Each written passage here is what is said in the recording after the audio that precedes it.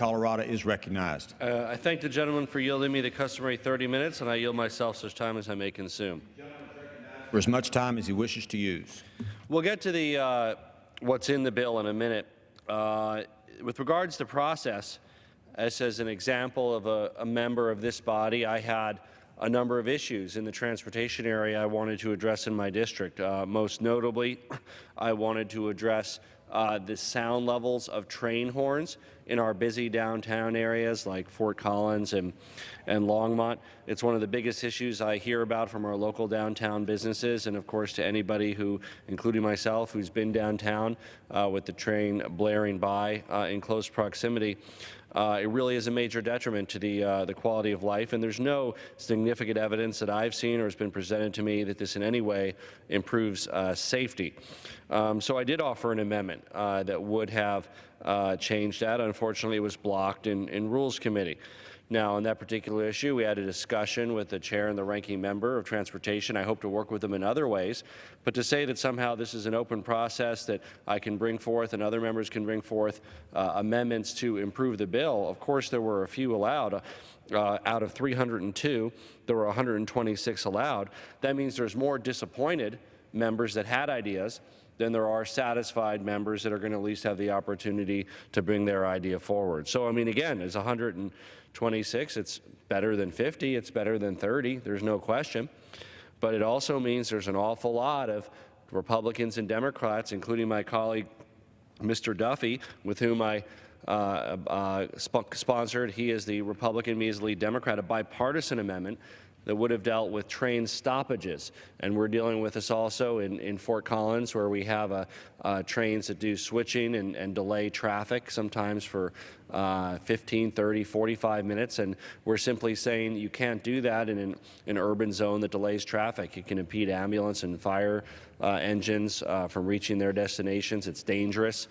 We simply we proposed an amendment to impose a civil penalty of $10,000 around that to deter that kind of action. Unfortunately, that amendment was blocked under this very rule that we're talking about here. So again, while I'm sure, and I have, for instance, an amendment very important to my district for Highway 70 designation that's allowed under this rule, and I'm happy that it is, keep in mind, in perspective, there are many more ideas, good, bad, and other, that Republicans and Democrats had on both sides of the aisle that they weren't even allowed to talk about and aren't even allowed to talk about under this rule, this restrictive rule that we have before us today. I wish that I could do something and that the Rules Committee allowed me to do something about excess train noise in our downtown areas. I wish that Rules Committee had allowed Mr. Duffy and myself and the many others to this effect to do something about train stoppages, closing traffic, endangering the public in our downtown areas. Not allowed under this rule. Not allowed at all. Calling this bill a 6-year reauthorization is also a bit of a misnomer. The bill only makes funding available for 2 to 3 years. So this is not, in fact, a 6-year bill. It's a 2 to 3 year bill. It's being touted for something that it doesn't have the power to do. Simply calling it a 6-year bill when you're only funding it for 2 to 3 years doesn't make it so. Our economy is still fragile. Americans are concerned about maintaining and growing their quality of life. Affordable housing, quality education, retirement are sometimes out of the grasp of too many Americans. Critical infrastructure, our public roads and bridges, are absolutely important for driving our economy forward. My colleagues and I are charged with recognizing and offering innovative solutions to these problems. We're each selected by constituencies that have particular items that impact them. I was sent here to work on train noise as an example, and train stoppages that delay traffic, the designation of Highway 70, which we hope to be able to include in the final bill, and many other transportation issues, some of which are reflected in the bill. I certainly commend my colleagues on the House Transportation and Infrastructure Committee for working diligently in trying to bring up a long-term, robustly funded and thoughtful bill. This bill, unfortunately, is another exclusionary bill.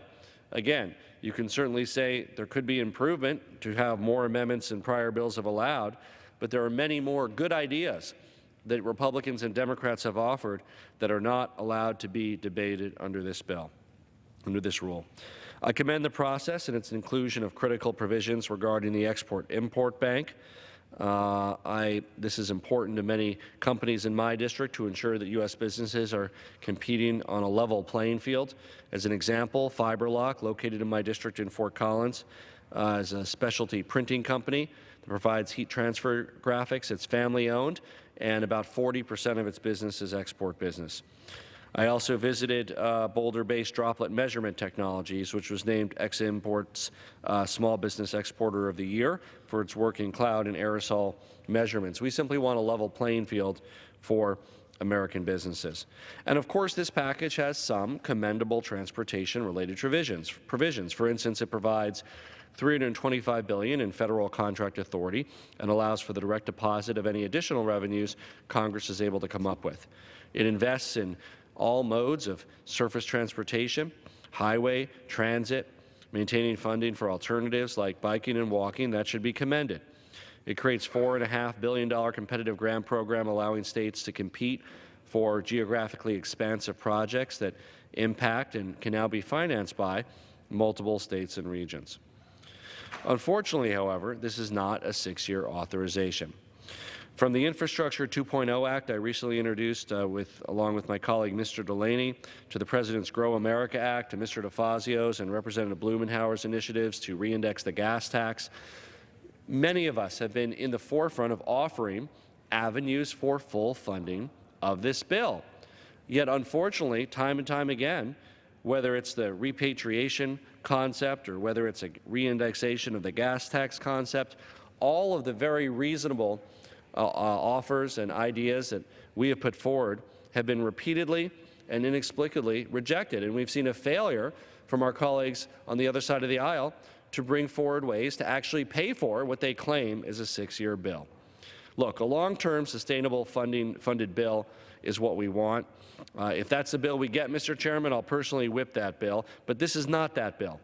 This bill fails to make the commitment needed to our nation's crumbling transportation and infrastructure, and it sets the precedent of authorizing investments without paying for them, which has been the whole difficult part of putting a bill together, which this bill just kicks the can down the road on. I oppose this overly restrictive rule and the path that we're taking to pretend that a bill is 6 years when we only pay for it for 2 to 3 years, and I reserve the balance of my time. The gentleman from Colorado reserves his time. The gentleman from